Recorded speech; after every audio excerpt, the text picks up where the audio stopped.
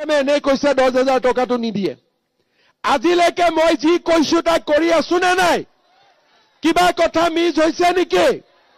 কংগ্ৰেছৰ মানুহবিলাকে শুনিলক যে 1 এপ্ৰিল তাৰিখে বিহালীত আই মাতৃসকলক 10,000 টকা দি আমি আঁচনিৰ শুভাৰম্ভণি কৰিলো ভৱেশ কলিতা সুমন হৰিপ্ৰিয়া দিগন্ত কলিতাই জুন মাহৰ ভিতৰত এটা ডেট দিয়ক মই ৰঙিয়া হাজু কমলপুৰত আহি 10,000 টকাটো বিতাই থৈ গুচি যাম সিদিনাখন কিন্তু ভাত পানী খাই যাম হ'ব আজিতো ইলেকশ্যনৰ কাৰণে আহিছো লগে লগে যাব লাগিব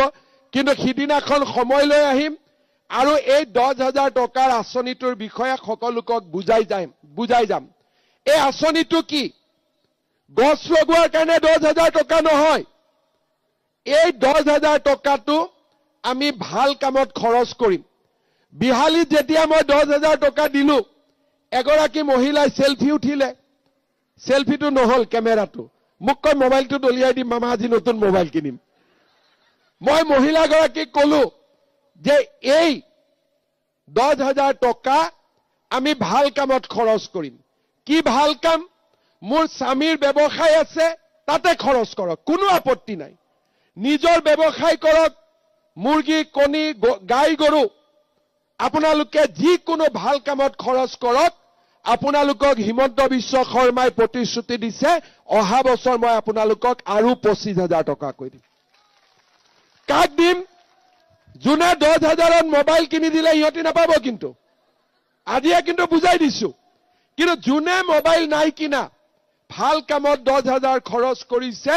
অহা বছৰ তেওঁলোকক 25 দিম তাৰ পিছৰ বছৰ তেওঁলোকক আমি 50,000 টকা দিম এয়া মোৰ প্ৰতিশ্ৰুতি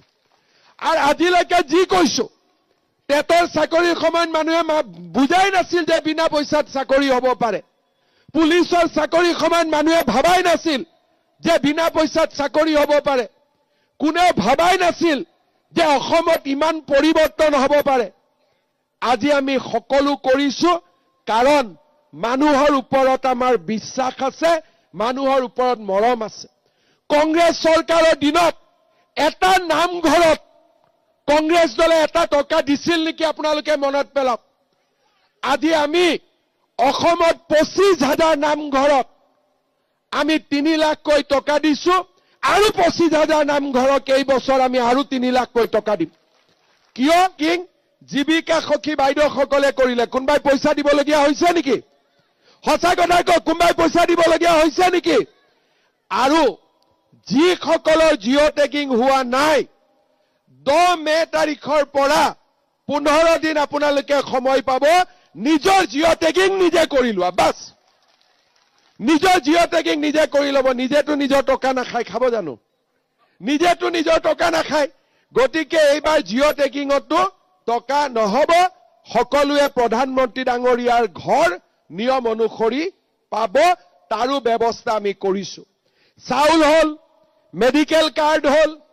কলেজত নাম ভৰ্তি হল জিঅ' টেগিং হল কিন্তু ৰেচন কাৰ্ডখনত আৰু কিবা কিবি পালে ভাল আছিলে সেইকাৰণে এইবাৰ মই সিদ্ধান্ত লৈছো 1 অক্টোবৰৰ পৰা কম দামত আপোনালোকক ৰেচন কাৰ্ডত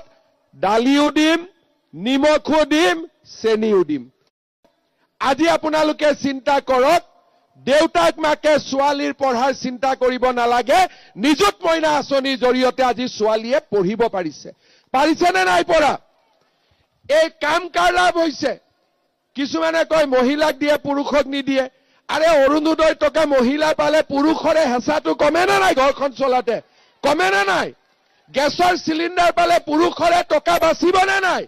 ছোৱালীজনীৰ কলেজত পঢ়িবৰ কাৰণে মাহত 1250 টকা দিলে দেউতাকৰ কষ্ট কমিব না নাই দেউতাকৰ কামটো মামাই কৰি আছে নে নাই দেউতাকৰ কামটো মামাই কৰি আছে নে নাই কওক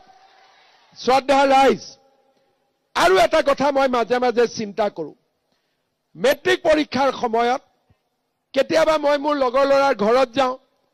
বোলে এই ল'ৰাটোক কচোন গাখীৰ নাখায় পঢ়াত ভাল হ'ব লাগে গাখীৰ খাব লাগে তা মই চিন্তা কৰো ইটো গাখীৰ আছে খোৱা নাই মানুহৰ ঘৰততো গাখীৰে নাই খাবৰ কাৰণে দুখীয়া মানুহৰ ঘৰত আমাৰ মানুহে গাখীৰ নাখায় ঘৰত গাখীৰ আছে দুখীয়া মানুহক গাখীৰ লাগে, গাখীৰ নাই। বহুত দুখীয়া ল'ৰা ছোৱালী আছে, মেট্ৰিক পৰীক্ষা দিব লাগে, গাখীৰ কাপ খাব নোৱাৰে, টিউচন এটা ল'ব নোৱাৰে, নোটপেড কিনিব নোৱাৰে, পেন কিনিব নোৱাৰে। এইবাৰ মই সিদ্ধান্ত লৈছো, যিমান ল'ৰা ছোৱালীয়ে মেট্ৰিক দিব সকলোকে 300 টকাকৈ মাহত মই দি থাকিম, যেতিয়ালৈকে মেট্ৰিক পৰীক্ষা নহয়। দেউতাক মাকৰ কষ্ট কমিবনে নাই? মাকে ল'ৰা ছোৱালী গাখীৰ এগিলাচ খুৱাব পাৰিলে মাকজনৰ মনটো শান্তি হ'বনে নাই? আজি কোনে এইবিলাক কথা চিন্তা কৰিছে? বিজেপি দলে চিন্তা কৰিছে, মোদীয়ে চিন্তা কৰিছে, দিলীপ শইকীয়াই চিন্তা কৰিছে, ভৱেশ কলিতাই চিন্তা কৰিছে, সুমন হৰিপ্ৰিয়াই চিন্তা কৰিছে, দিগন্ত কলিতাই কৰিছে।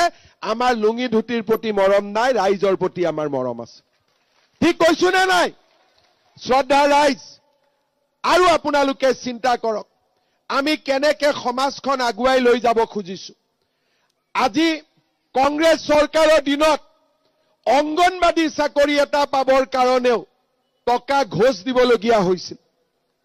আজি ACS APSৰ কাৰণে, বাবা মই যোৱাৰ সময়ত লৈ যাম, ACS APSৰ কাৰণে 1 কোটি টকালৈকে ঘোষ দিব লাগিছিলে। আজি কংগ্ৰেছ চৰকাৰৰ দিনবিলাক পাৰ হৈ গ'ল।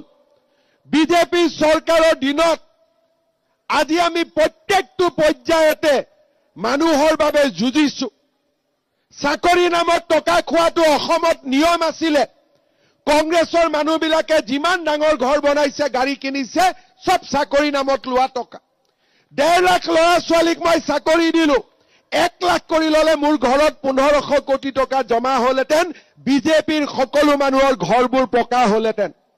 কিন্তু আজি প্ৰথমবাৰৰ বাবে অসমত চৰকাৰী চাকৰিৰ কাৰণে তামোল পাণ এখনো খুৱাব নালাগে। আজি আমি এনেকে চৰকাৰ চলাইছো। আজি অংগনবাদী কেন্দ্ৰ পাৰৰ বা আছিলে, আজি আমি আদৰ্শ অংগনবাদী কেন্দ্ৰ বনাইছো। গভৰ্ণমেণ্ট স্কুলবিলাক মৰি গৈছিলে, আজি আমি 8 কোটিকৈ টকা দি নতুনকৈ বনাম। ডন বস্কো, সেন্ট মেৰিজতকৈও আমাৰ স্কুলবিলাক আমি ধুনীয়া কৰিম। সকলোৱে ভাবিছে ইটো চব কৈ গৈ আছে, 10,000টোৰ কথা নকয় কিয়? ভাবি আছে নে নাই? জুবিন গাৰ্গে হিট গানটো